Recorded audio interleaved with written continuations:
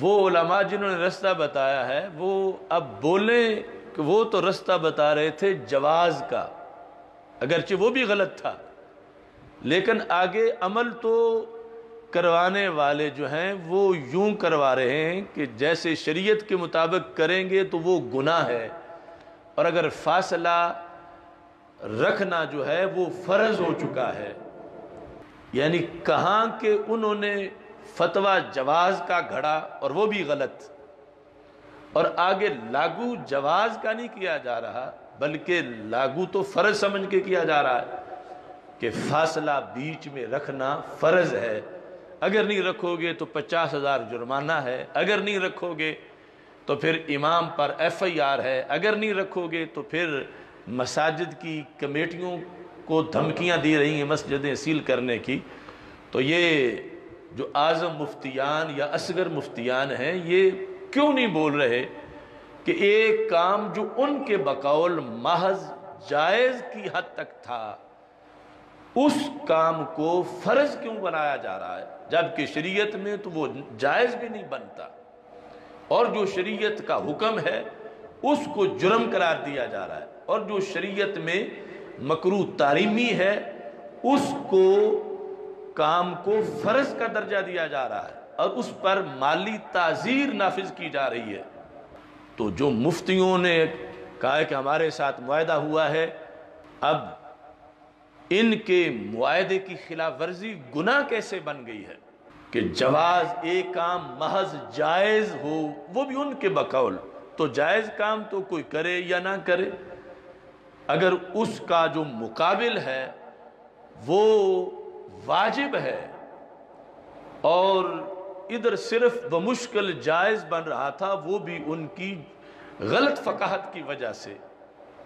تو یہ کتنی بڑی دھاندلی ہے۔ مثلا وَإِذَا حَلَلْتُمْ فَاصْطَادُوا، جب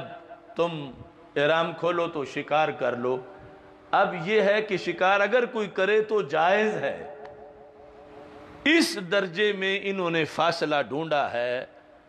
اور اب وہاں اگر سعودی حکومت کھڑی ہو یا ڈنڈے لے کے کہ جنہوں نے احرام کھولا سارے چلو شکار کرنے کے لیے، حالانکہ وہ حکم قرآن کا ہے فاصطادوا، لیکن اگر یہ سب پہ لازم کر دیں کہ شکار کرو تو یہ ایک شریعت کی خلاف ورزی ہوگی کہ ایک جائز کام ہے، جس کی مرضی ہے کرے، جس کی مرضی ہے نہ کرے۔ تو اب جو ان کے ہاں آخری حد تھی وہ یہ تھی، اور وہ بھی میں بار بار کہہ رہا ہوں غلط تھی۔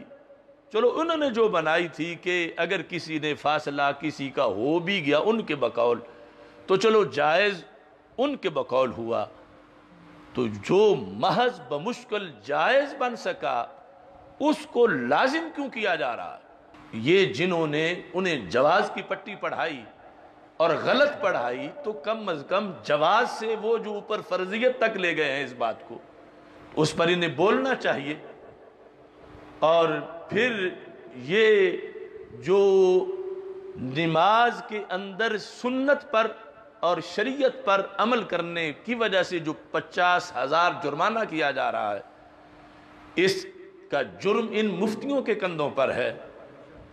شریعت میں آج تک بڑے سے بڑا یزید بھی اس طرح کی کوئی پالیسی نافذ نہیں کر سکا جس طرح کی اب کی جا رہی ہے۔ اتنا کام تو مودی بھی کر رہا ہے، یعنی اتنی اجازت جتنے یہ کہتے ہیں کہ ہم نے بڑی فتوحات حاصل کر لی، اتنی اجازت ٹرمپ نے بھی دی ہے، اتنی مودی نے بھی دی ہے، اتنی عمران خان نے دی ہے۔ تو 20 لاکھ شہیدوں کی قربانیاں اور ہندوستان، کیا یہ برابر چیز ہے؟ ادھر نظریہ پاکستان کی سلطنت کا صدر اور وزیر اعظم اور ادھر مودی، کیا یہ برابر ہیں؟ تو پھر کس چیز کی فتح حاصل کی انہوں نے؟ یہ سارا کفر کا ایجنڈا ہے جو امریکہ سے چلا ہے اور اس کو آگے نافذ کیا جا رہا ہے، اور یہ اس کو آگے اپنے فتوے کی قلم سے اس کی تائید کر کے، جس تائید کا کوئی تک بنتا ہی نہیں ہے، اور جو فتویٰ انہوں نے دیا اس فتوے کی اب خود دھجیاں اڑائی جا رہی ہیں۔ فتویٰ تو بمشکل وہ بھی غلط انہوں نے بنایا کہ جواز اب شکار کرنا حاجی احرام کھول کے اگر کوئی کہے ضرور کرو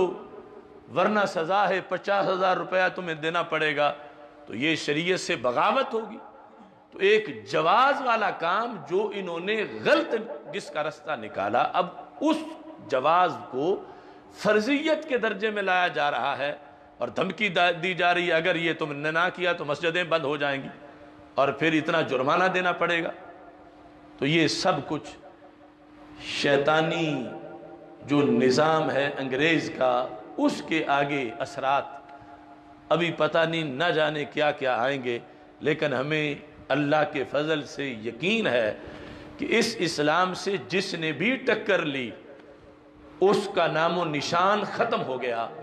اسلام کا جھنڈا کل بھی لہراتا رہا، آج بھی لہرا رہا ہے، اور ابھی وقت ہے اس جھنڈے کے لہرانے کا۔ ابھی وہ حالات نہیں آئے کہ جب زمین پر ایک بھی اللہ کہنے والا نہ بچے اور قیامت آ جائے۔ ابھی آسماں ہوگا سحر کے نور سے آئینہ پوش، پھر ظلمت رات کی سیما پا ہو جائے گی، پھر دلوں کو یاد آ جائے گا پیغام سجود، پھر زمین خاک حرم سے آشنا ہو جائے گی، شب گریزاں ہوگی آخر جلوہ خورشید سے، یہ چمن معمور ہوگا نغمہ توحید سے۔